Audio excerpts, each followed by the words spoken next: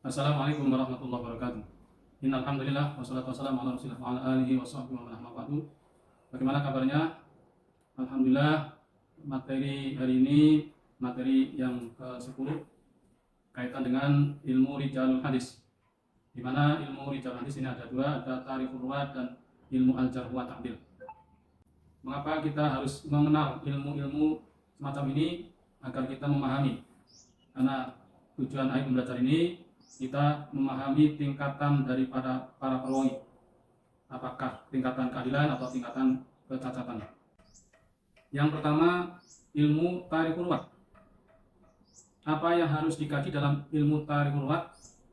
Yang pertama, sanatu wiladah wa makanatu, di tahun kelahiran dan tempat kelahirannya, untuk membedakan nama-nama yang sama di mana tahun dan tempat lahirnya beda.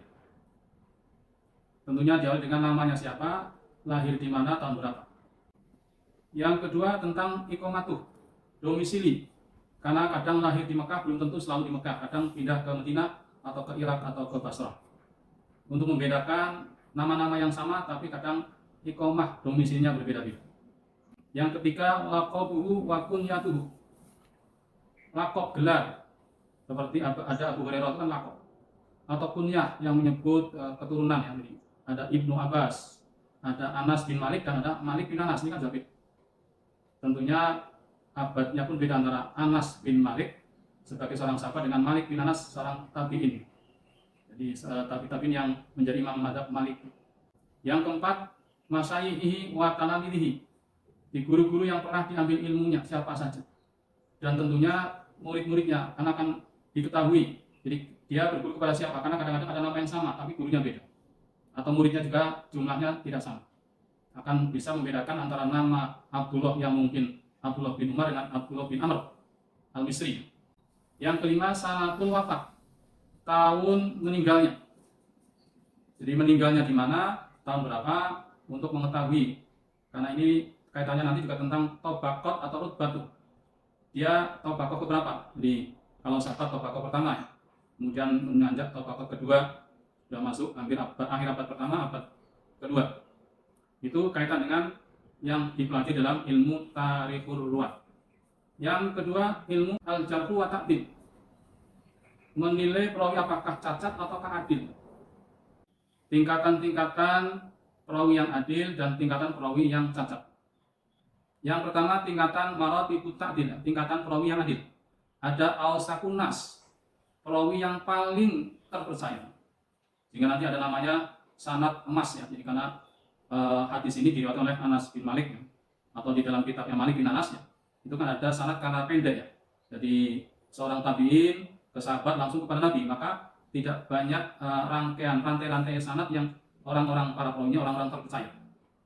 Yang kedua, siqat sabab. Jadi terpercaya yang sudah disepakati ulama-ulama. Biasanya ya para perawi tabaqat pertama dan kedua yang sudah masyhur, yang tentunya para ilmuwan hadis memahami kapasitas sikohnya. Yang ketiga, sikohnya. Ini yang mungkin dari para ilmuwan muhadis abad ketiga, di mana menilai perawi di abad kedua dan pada abad akhir kedua, karena memenuhi syarat-syarat keadilan maka menjadi sikohnya. Jadi syarat adil itu kan orang itu taat beragama, melaksanakan perintah-perintah Allah dan meninggalkan larangannya. Kemudian tentunya seorang yang sudah mukalafnya. Tapi kaitan dengan perawi ini kan nanti ada dua. Ada perawi yang hanya menerima, maka ketentuan syaratnya berbeda dengan perawi yang akan menyampaikan informasi itu. Jadi di saat orang itu menerima, mungkin pada saat itu belum muslim atau belum balik. Tapi di saat dia harus menyampaikan, nah ini yang beda ya. Jadi ada tahammul dan ada. Surutul tahammul mungkin tidak mewajibkan orang ini muslim atau juga sudah balik. Tapi surutul ada, syarat untuk menyampaikan riwayat itu harus muslim, sudah balik, agar nanti informasinya tidak salah. Yang keempat, shaduk. Jadi istilah ini ya, orang itu ada, kalau Nabi kita kan sifat wajibnya adalah sidik ya, dapat dipercaya. Jadi karena informasi yang disampaikan lebih kepada informasi yang realistis. Yang kelima, shaduk yuham, diduga ya, jadi karena mungkin mayoritas ulama menganggap orang ini adalah orang yang terpercaya. Dan tingkatan berikutnya adalah makbul. Jadi tingkatan di mana riwayat yang disampaikannya bisa diterima Ya, karena ketentuan-ketentuan keadilan sudah terpenuhi walaupun mungkin tidak optimal seluruh syarat-syarat yang luar biasa terpenuhi. Yang kedua, maratibu jarh, tingkatan orang-orang yang cacat. Pertama adalah mastur, perawi yang informasinya tertutup, jadi tidak ada yang mengenal. Kedua, dhaif, jadi perawi yang persyaratan-persyaratan hadis sahih yang seperti dhabitnya kurang kadang menjadikan dia menjadi lemah, ya. Jadi karena pelupa atau melakukan kesalahan-kesalahan di masyarakat, ya. Jadi karena nifaq atau kadang-kadang nilai wirainya tidak dijaga. Yang ketiga, majhul, perawi yang kadang-kadang dalam hadis kan an rajulin, ya. Jadi dari seorang laki-laki yang tidak diketahui. Tapi dalam kajian ilmu hadis seperti al-jarh wa ta'dil bisa dilacak. Majhul ini siapa? Karena dari atasnya siapa, dari bawahnya siapa akan ketahuan bahwa orang ini posisi dalam tingkatan tabaqat keberapa, muridnya siapa, gurunya siapa. Kemudian yang keempat, matruk, ya. Rawi di mana informasinya tidak diterima, ya, jadi ditinggalkan karena tidak terpenuhinya syarat-syarat keadilannya.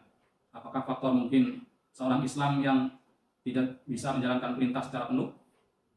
Yang kelima, muttaham bil kadzab, diduga orang ini melakukan kebohongan-kebohongan.